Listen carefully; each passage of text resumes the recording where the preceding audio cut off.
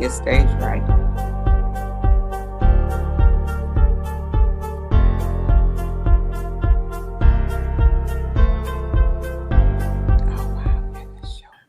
Welcome. Hello, this is Delisa Rose, aka D Rose, for real estate that is, and all things real. And today I am joined here by Madam Laura Washington and President Madge Day. They are representing the National Association of Real Estate Brokers, and something huge is going on. Huge and historic is going on across the country this weekend, April 13th. Almost anywhere near a city near you. And we're specifically doing one in the Collin and Denton County area of Texas. But again, in 101 cities across the nation, there is going to be a Building Black Wealth tour at a city near you. And we want to talk about it. And this has been, 50 plus years since the Fair Housing Act was put in place. And this is just monumental to know where we've come from, where we are, and where we want to go, and all of the strides that are being made to not just, to build wealth, but not for the purpose of money, but for the purpose of quality life. So welcome, President Madge Day and Madam Laura. Thank you for being here. And let me say, thank you for the invite. Thank you. None of us are professional interviewers. None of us are professional journalists. Shout outs to people like Claudia Jordan and Lady Jade, who I wish could be here doing this. So shout out to them because it's actually a lot of work. But, without further ado, do you guys tell us a little bit about yourself, President Madge? Yes, hi. I'm, like you said, Madge Day. I am the current president of the North Texas Association of Realtors of NAREB. And under NAREB, you have several different local chapters, and we're one of the local chapters in the DFW area. And we are so excited building our chapter in the North area of the Dallas-Fort Worth area. And right now we do represent our national organization, and what we're doing is monumental with 100 city tour and its huge Building Black Wealth tour community day on Saturday, April the 13th in Denton, Texas at the St. Andrew's Church of God in Christ, 608 Lakey Drive or Lakey Street in Denton. Be sure and show up. It's from 9 to 2. And that is an opportunity for folks to come out and learn and get educated. Free education. Everything is free. There's going to be complimentary food and education that's going to help folks know, go back home and think about, what do I do to build wealth in my home? It is so important that we embrace this because we see that around the country, a lot of the diversity and inclusion, programs that's in place have been taken away. So we are going to have to educate our own community. Now, there would be no need if they were doing it on their own for those types of programs. So we have to do it ourselves, one homeowner at a time.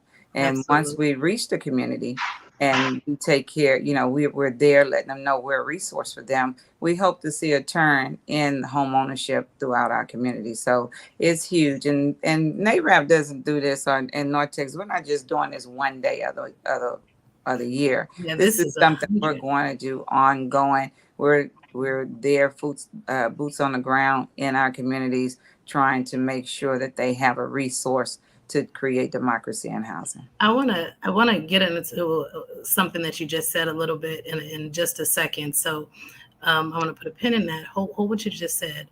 Madam Laura, you were the past president, and now Yes. You will be going on to a new role. Can you do me a favor and introduce yourself and let us know, if you don't mind, how did NAREB come to be? What is NAREB, and how did it come to be?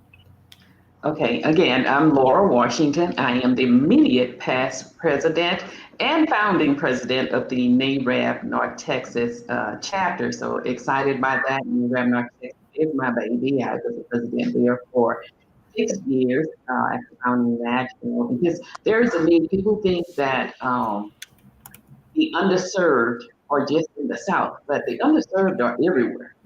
So there's more of a need up north, anywhere, for assistance in housing.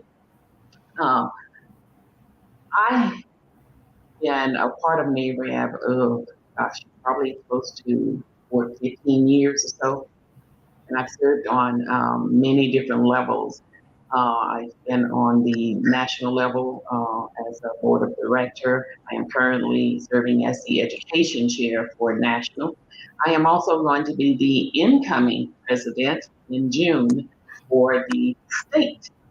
So excited about that. Looking forward to working with all of the chapters within the Texas on that. But NAREB started in 1947 out of the need for democracy and housing, not just for consumers that were being discriminated against on trying to purchase homes, but also for real estate professionals. We weren't allowed as real estate professionals to join the National Association of Realtors. We were banned from that.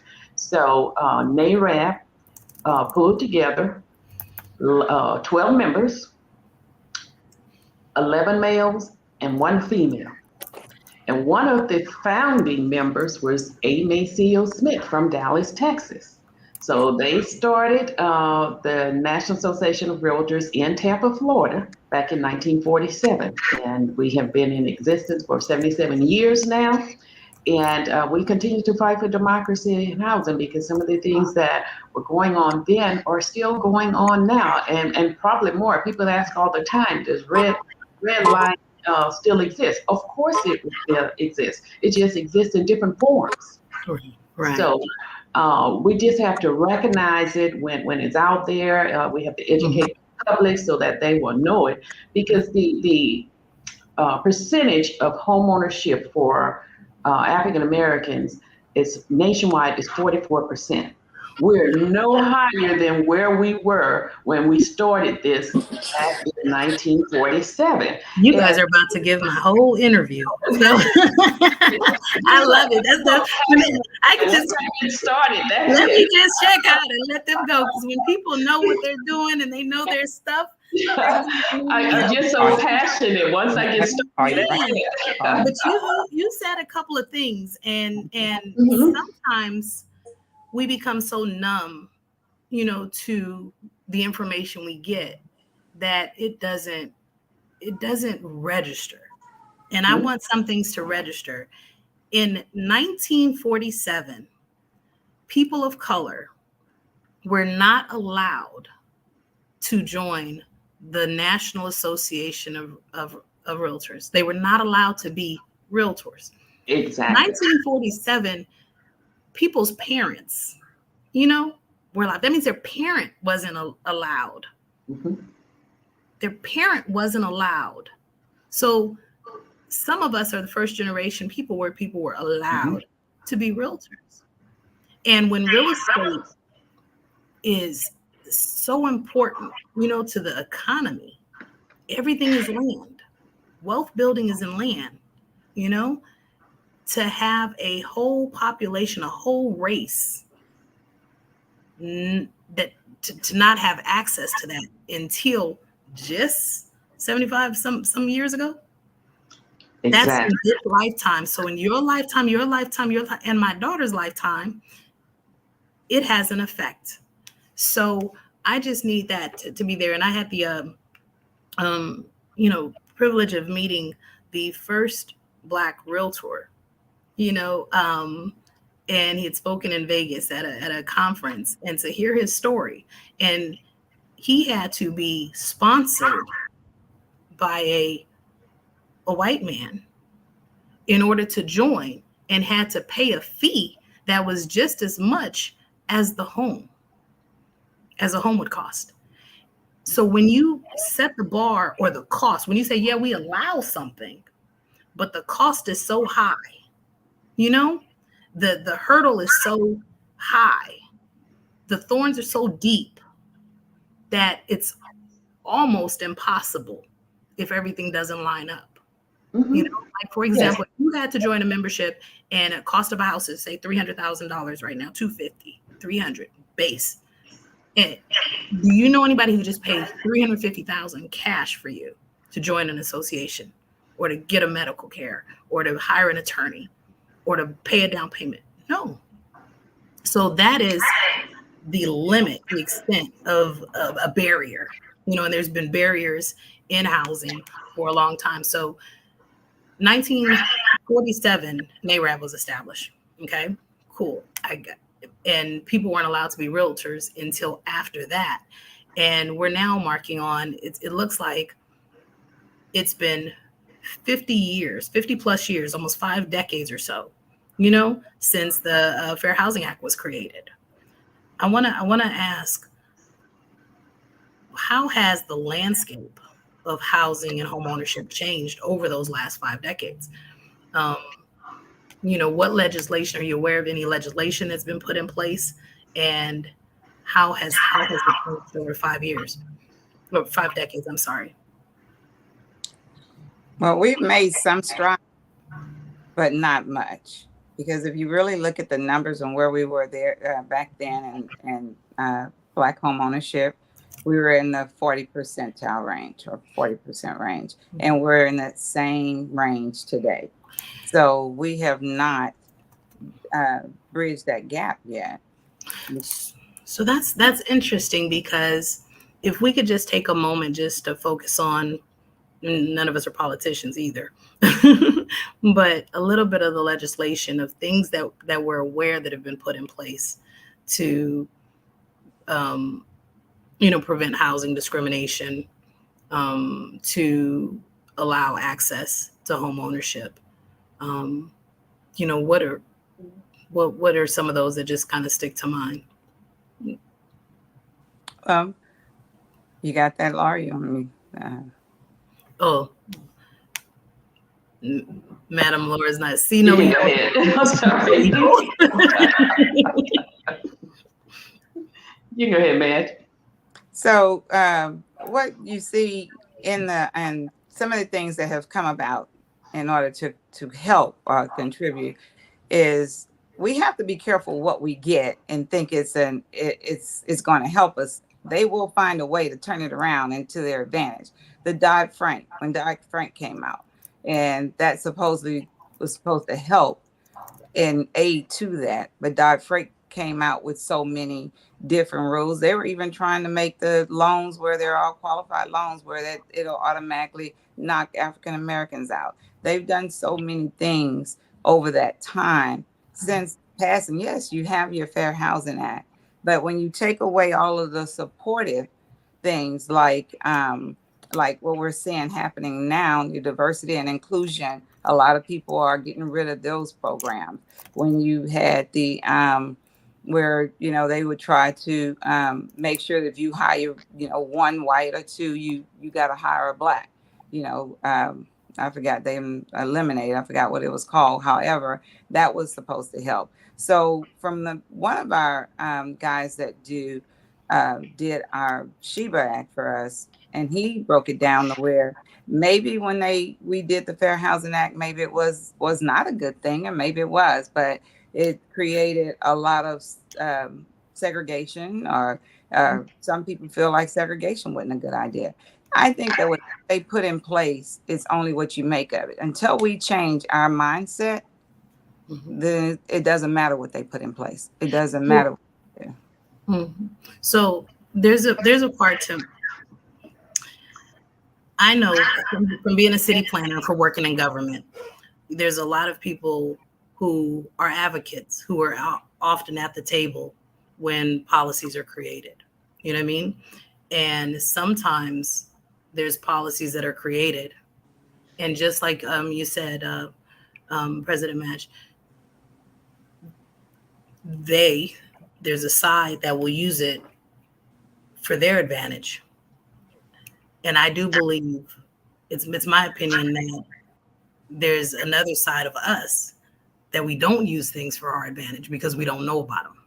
And I think that sometimes if we have the education and things are put in place, some people could use it this way, but we can also use it this way.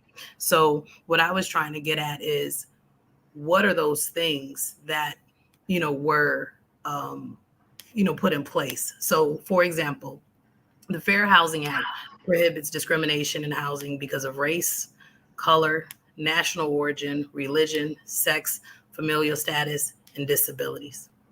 And those things carried over into new laws. Some are big, some are small, but just to share a few.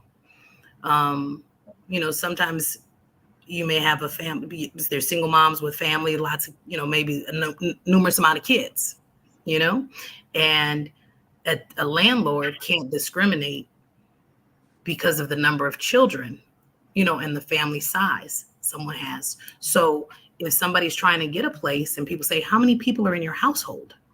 That could be a discriminatory question.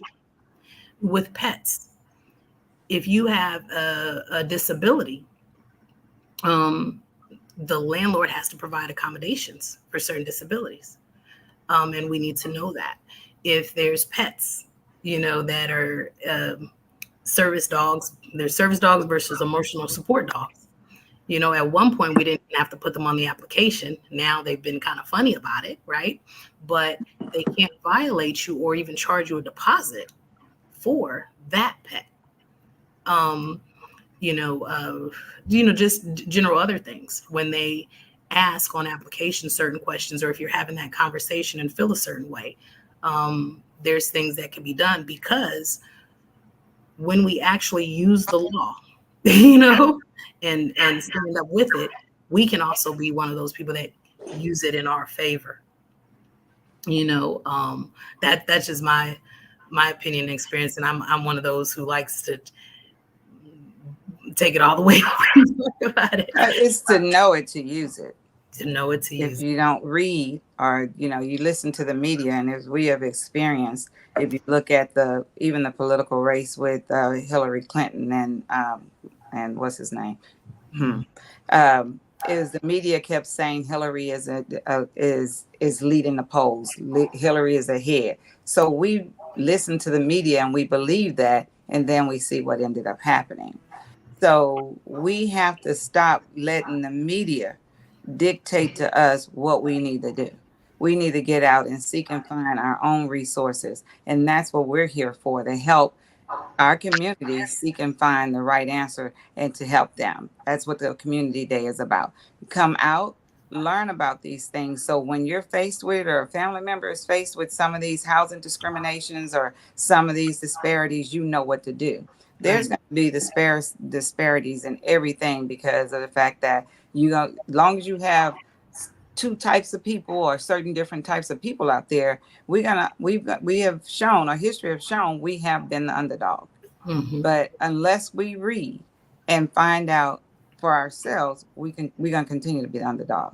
But that's why we're here, to make sure that if they're not gonna come to us, we're gonna go to them. So absolutely. For anybody who wants to know more about what the how the housing actually, well, there's some feedback loud. There it is.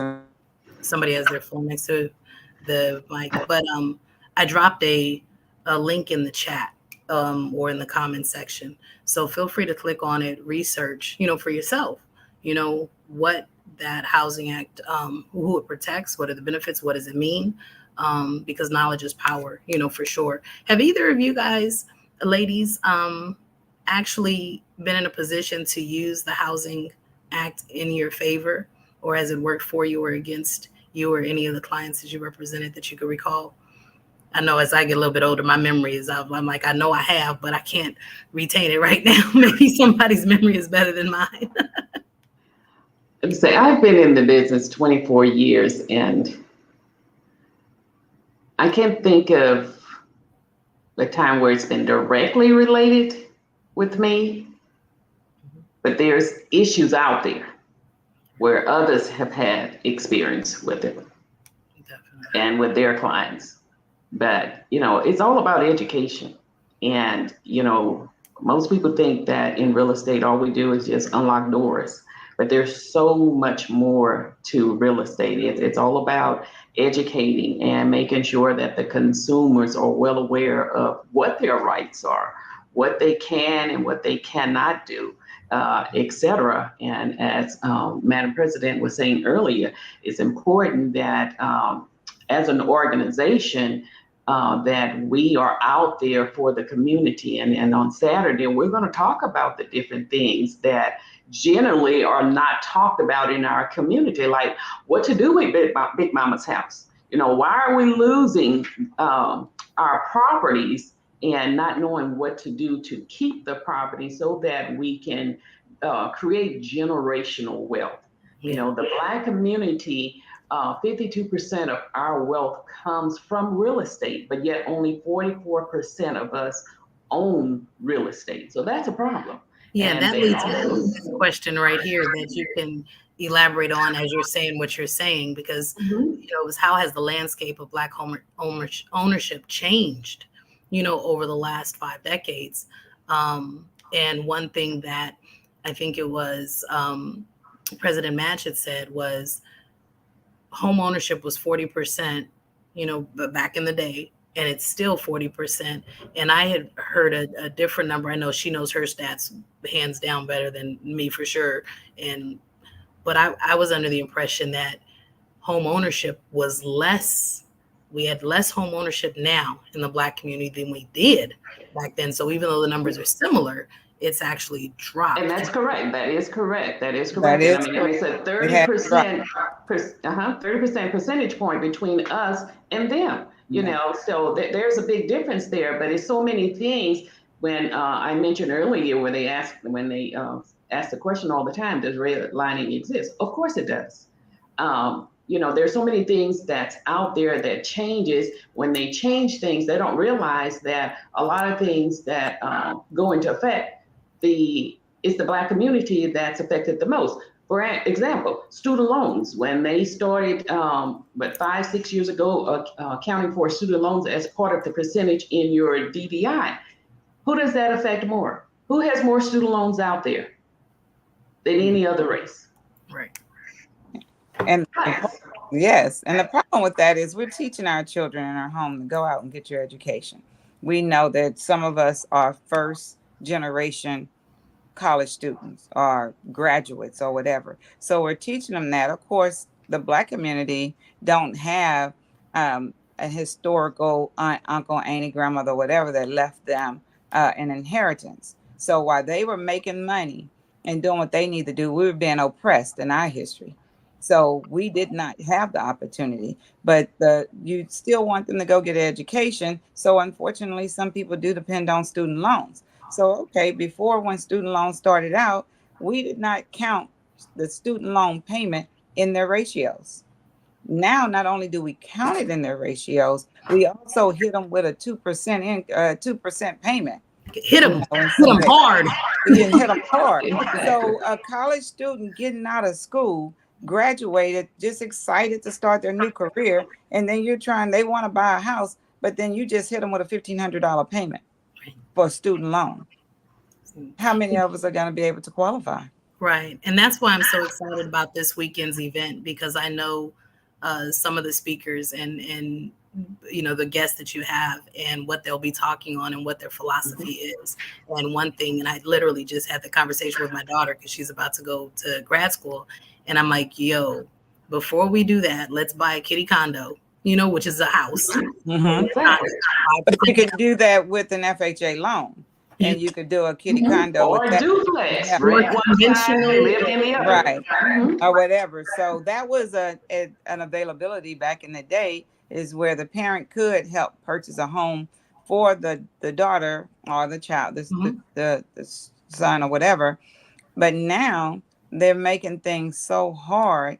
And one of the wins that we heard yesterday that we can contribute to NAREB is with our national president, and NAREB has been working with Fannie and Freddie, and they have on creating another scoring system or another score that they can use to qualify for a mortgage. And since our national president mentioned it to us yesterday, I feel free to say that they have convinced them that to consider the Vantage score in considering their underwriting process. So, which is going to should give us more of an opportunity for more of us to qualify for homes. So I'm on my 180th property, and I know I have a fairly different thing. One thing that I found out, I'm born and raised in Oakland, from teenage parents. I have a really interesting childhood, to say the least. And real estate basically saved my life. It was free. It changed my life, allowed me to be able to have my kids in some of the best schools, private schools, best schools, live in nice houses. They've never had to deal with any of the things that I had to deal with as a child. And it was really all because of real estate. And the more I learned, the easier it got. And the more and the less I spent. When I learned that you could buy investment properties with no money down. When I learned that you could buy kitty condos, not just for your family, but for your nieces and nephews. When I learned you could buy second homes. When I learned you could buy Airbnbs. When I learned you did not have to have money down. All goes back to education. You put the words right out of my mouth.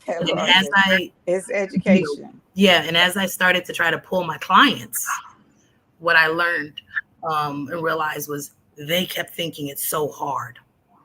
So part of the issue when dealing with first-time buyers is overcoming the psychological beliefs and the myths that they have. So anything is hard the first time because we don't know it. Mm-hmm. But it's really not hard.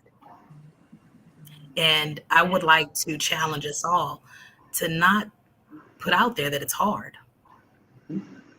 Because if we put out there that it's hard, the world will believe it's hard. And then they go into it with that mindset prepared. But if they knew how easy it was, everybody would own a home. Exactly. Just tap into your resources. Yeah. Resources like NAREB, the National Association of Real Estate Brokers. We are a nationwide organization with over 120 chapters, boards across the nation. So, this tour that's going on, the current president did a challenge of at least 100 of the chapters joining. Well, we have 101 chapters joining. So if you're out there listening and want to know what other chapters that are involved, you can go to NAREBBlackTour.com and it will list every city. Yes. And even so, strolling across the screen, it's screen. Register for the one on Saturday that will be in Denton. And it's at NAREBTXEvents.com. We will be there from 9 to 2, educating you on what to do with Big Mama's house, student loans. We have a segment on veterans, ABCs of home buying, but not just about how to get into a home, but how to assist you in keeping that home. Because once you get into that home, it's one thing. You need to know what to do to avoid yourself from going into foreclosure. So we have a rundown on some stuff that I want to get into too, and I won't keep you guys much longer, but we had about 10 minutes if you don't mind. One thing that I might Miss Madam Lori, you are so beautiful and your hair is so perfect. If you could just scroll your camera down a little bit, because there you go. I run from the camera. She was doing it on purpose. But, just focusing on this, specific question, understanding that we have a responsibility and accountability to go after what's ours, and that there are no limits. Because here's the reality, and let me know what you guys think. We're having a conversation. I think that let me go back and let me just say this, and I hope it's not out of line. There was this kind of like an exercise, and they said if you put animals in a cage, or and just if there are animals in a cage, The flies. and they're trying to get out, and they keep hitting their head, and it hurts them, and they keep just staying down. They keep hitting their head every time they try to get out. They keep hitting their head, and they just keep bumping and bruising and bruising. Eventually, they don't jump. And when you take the lid off the cage, they won't leave. They won't run. I believe the lid is off the cage, but because of the trauma that we've experienced over centuries and that we've grown up with, that our mind is telling us that it's not possible. And if things are not possible, why try? I believe that the Willie Lynch, said, hey, if you keep people living in their trauma, if you keep the Black race living in their trauma, you'll have slaves for 300 years, if not thousands, mentally. They have to get beyond the trauma. Yes. So with that being said, I believe, and it's debatable,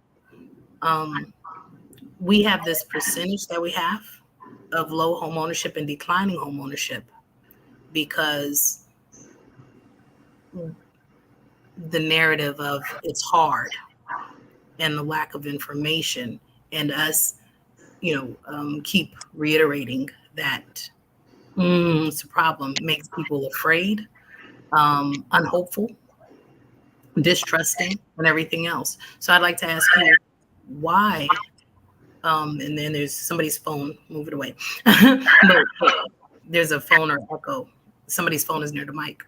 But why is home ownership, just literally staying on that question, why is home ownership declining, or why isn't everybody We have the feedback when you talk to Lisa. So, yeah. But what I would say, what we're experiencing is generational. It's a generational issue. If the parents and the people, let's think about it, children learn what they live. So if you grew up in an environment where you have, and I know someone like this, where the mother have no desire to be a homeowner, she's never pushed her children to even believe that they can be homeowners. And then you have the next generation come and it's not driven down. They don't see it in their homes. So they're not going to believe that that's possible for them. They can see that it may be possible for someone else, but because their mindset, they don't believe that it could be possible for them. So until we start figuring out how to change, and we used to say back in the day, that stinking thinking, we will not be able to get where we're trying to go. So we need to reach people and start reaching financial literacy, teaching financial literacy as early as the 6th and 7th grade, because that's where you can reach them. If you start teaching financial literacy, once they get to high school, well, you know how it is if you get a teenager in your home. How you going to teach them anything or change their mindset? You have to change the mindset early. Make them understand the importance. Let them see that this is possible. This is what people of our race do. We buy homes. If you are in an environment where they see the people in our race just get the next apartment and the next apartment, and then they go out and get the finest car and park in front of that apartment, that's what's being taught to them. You can't have a Land Rover and a landlord. Something's wrong with that picture. So you need to start changing their mindset in order for us to see the changes we want to see in home ownership. It's called breaking that generational curse. I mean, because it goes from one generation to the other until someone breaks that cycle. And in order to break that cycle, as Madam Mad said, it's education. And we have to start educating at an early age. I mean, the schools are not teaching the financial literacy.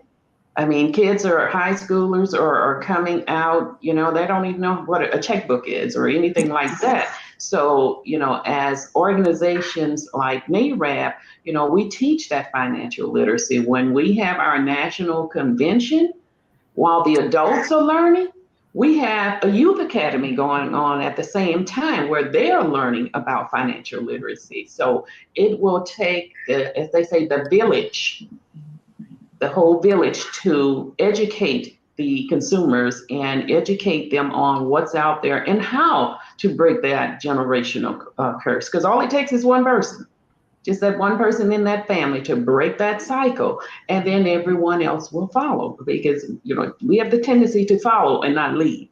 So, and that's the thing that we have to do. And as part of this organization, that's what we're going to be doing on Saturday. So come out again on Saturday at the St. Andrew Church of God in Christ at 608 Lake Street in Denton. We will be there from 9 to 2. We will even feed you lunch. And if you're worried about, oh, I don't want to go because I have my children, we have a kids zone. So we will be teaching them some things also. So bring your children, come out. Don't use the children as an excuse, because we have a kids zone where we will have individuals that will be taking the time with them, entertaining them, teaching them financial literacy, etc. So come out. This is the opportunity to start. You have to start somewhere, breaking that generational curse. Right. And the best part about it is it's free. FREE, free. So you can't get this type of quality of education and what we're presenting on Saturday for free, but you can on Saturday. So don't forget, it is free. Yeah, and it is so rare right now for things to be free. It doesn't happen. So you really just spoke on it, talking about it taking a village, and I think that the National Association of Real Estate Brokers, is that village, in alliance with, the organizations like the NAACP and just different organizations that really advocate and support and lead the charge, in the mission. This event, and it's not just an event. This movement is a sound the bell, ring the alarm, sound the alarm kind of movement, where it's expected to impact over 100,000 families. Yes. Not people, 100,000 households. So if you make 100,000 households and each household has different people in it, imagine the impact, the ripple effect that would have. What do you really think, ladies, that it takes to build wealth? Because this is the Building, Black Wealth Tour, national tour. What is it? What do you think it takes? What is wealth? And what does it take to build wealth? Which ultimately is what's going to be talked about at the event. But if you could give a tidbit on what are some of those things. There are different things, different ways they can build wealth. Insurance, etc. Real estate, as I stated earlier, one of the main portion of our wealth, 52% of it comes from real estate. And there's so many different opportunities out there for real estate. So there's money that's available out there. You have partners that we partner with, Wells Fargo, Chase, etc. They have pledged millions of dollars to assist in helping the minority community get into homes. So there's really no excuse out there. There's a lot of people that are credit worthy. They just don't have, they may need a little assistance with down payment, etc. There are resources out there. So let me and what I know, it is when I talk, there's this echo. It's going through the microphone somehow, some way. But President Match, can you press mute? Because I'm hearing it come. Testing 1, 2. Is it still coming back for you guys? Is that echo still coming back? Okay. A little bit. I'm not sure, but let me just ignore it. I think if I could say this Building Wealth tour, one, I recently joined the National Association of Real Estate Brokers and did so because individually we can't be as effective and make that impact. It takes a tribe. It takes a village. And I want to make a difference. I want my lifetime to leave a legacy and make a difference. And there are groups and associations out there that need help, that need people that are really trying to advocate for the same thing that you're trying to do, literally. And while we're all online making comments, making arguments, having an opinion, you can actually get to the table and make an impact. So the National Association of Real Estate Brokers has, I think, almost 120 chapters. President Madge was saying across the country, there is one in your backyard. Please, if you are in the Denton County area, the Collin County area, or really just appreciate what you're doing and what you're hearing during this call right now, register. And if you can't register, please consider joining. Okay, please consider joining. Ping me, ping President Madge, Madam Laura, for information on how you can join, how you can become a member, or how you can just support the movement, make a difference. This event is for anyone seeking to build wealth, anyone seeking to help others build wealth. If you are a real estate professional, an investor, if you are a lender, if you are an insurance agent, if you are a parent, if you are a young person who knows that you're going to have to support your parents one day, or a young person who wants to be able to be prepared to support your family, this event is for you. There's no reason not to be there. There's no reason. So this is a real estate symposium. Child services are there provided. There'll be panels speaking on not just how to buy a home. If you own a home, but you don't own an investment property, you need to be there. If you own one investment property and you really need to own more, you need to be there. If you are a business owner and your retirement is not set, you need to be there. If you are a business owner and you don't own your building, you need to be there. If you were working 9 to 5 and you've been working 9 to 5 for the last 5, 10, 15, 20, 25, 30 years, and you're still worried about retirement, you need to be there. You need to be there. Your life depends on it. I hope and I pray that they could somehow make this live. So for the people who are out of the area and who can't physically be there, that you can get that knowledge, or that it's recorded and that you're able to download it somehow. But this is free, unlike everything else. And it's actually hosted by professional real estate professionals who actually know the information. So, we can't say it enough. Some of the things that I know that are going to be there, talking about development, talking about investments, talking about trust, talking about wills, talking about probates, talking about down payment assistance programs with lenders who can give loans and do applications, talking about grants. So I don't ever want to hear anybody say, and this is me talking, that the information is not out there. The information is out there. You're listening to this and you have no excuse. So there is no they when you are the they. And right now you are fully responsible and in charge of your destiny, your income. Be there. Exactly. It's time to break that generational curse and create wealth. Equity. It's nothing like free equity. I have clients ask, well, what exactly is equity? And I tell them, I say the easiest way to explain equity is a free savings account that makes an automatic deposit for you. You don't have to do anything in there. So purchase property, invest in property. That's the best thing that you can do for you, your family, your grandchildren, etc., is to come out, learn how to purchase property. And you're never too old to purchase property. My oldest client, and I've been in business 24 years, was 79 years old, purchasing their first property. So you're never too old, because you're going to have to pay to live somewhere. So you might as well own where you live. And a lot of people always say, well, I'm not ready for a mortgage. Guess what? You are paying a mortgage. You're just paying someone else's mortgage. That's what I say. Stop paying someone else's mortgage and pay your own mortgage.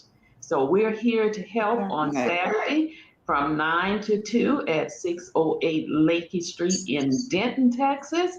Come on out, and if for some reason you can't make it out, you can reach us at NAREB, NAREB, North Texas at gmail.com, or NAREB, NAREB, North Texas.org is our website where you can find additional information. Thank you. And was that North NTX or North NORTH? North spelled out NORTHTEXAS. Thank you so much. Thank you guys so much for taking the time to be here. Thank you, Madam Laura. Thank you, President Madge. Thank you again for everything that you do to make the world a better place. One thing we do want to add before we go off air is in that same concept, if you are renting and you're not sure if you can buy yet, there will be people on hand that can help you.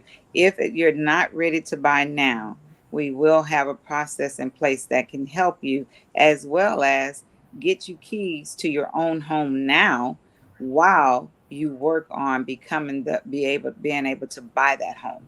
So if you want to leave the apartment, go into a home and want it to be your home, we have a program there that will allow you to get keys underwritten that day that will allow you to move into your brand new home, and they will help you get your situation together over the next 2 to 5 years so you can actually buy that home.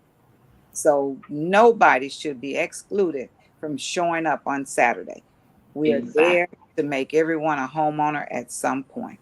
Did you hear what she said? Exactly. Because everyone can become a homeowner. You just may not be now, but if you do the necessary work that's needed, you can become a homeowner. Absolutely. Yes. Thank you guys. Thank you guys. Thank you guys. We are going off. Thank you. Delisa, thank you for this. Thank you. Thank you guys. 5, 4, 3, 2, 1. See you there.